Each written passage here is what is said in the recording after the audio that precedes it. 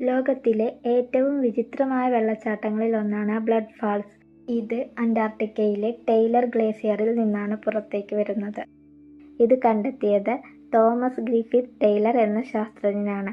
അദ്ദേഹത്തിന്റെ പേരിലാണ് ഈ ഹിമാനി അറിയപ്പെടുന്നത്. ഈ വെള്ളത്തിന് ചുവപ്പ് നിറം കിട്ടുന്നത് അതിലടങ്ങിയിട്ടുള്ള ഇരുമ്പ് കാരണമാണ്. പുറത്തേക്ക് ഒഴുകിവരുന്ന ഇരുമ്പടങ്ങിയ ജലം അന്തരീക്ഷത്തിലെ ഓക്സിജനുമായി പ്രവർത്തിക്കുമ്പോൾ ഉണ്ടാകുന്ന തുരുമ്പാണ് ഈ പ്രവാഹത്തിന് രക്തത്തിന്റെ നിറം നൽകുന്നത്. അതുകൊണ്ടാണ് ഈ വെള്ളച്ചാട്ടത്തിന് ബ്ലഡ് ഫാൾസ് എന്ന പേര് ലഭിച്ചത്. അതിലും അതിശയകരമായ മറ്റൊരു കാര്യമുണ്ട്. എന്തെന്നല്ലേ, ഭൂമിയിലെ ഏറ്റവും തണുത്ത സ്ഥലങ്ങളിൽ ഒന്നായിട്ടും ഈ വെള്ളം മഞ്ഞാകുന്നില്ല. അതിന് കാരണം അതിലടങ്ങിയിട്ടുള്ള ഉപ്പാണ്. സമുദ്രജലത്തേക്കാൾ ഏകദേശം 3 മടങ്ങ് കൂടുതൽ ഉപ്പ് ഇതിലടങ്ങിയിട്ടുണ്ട്.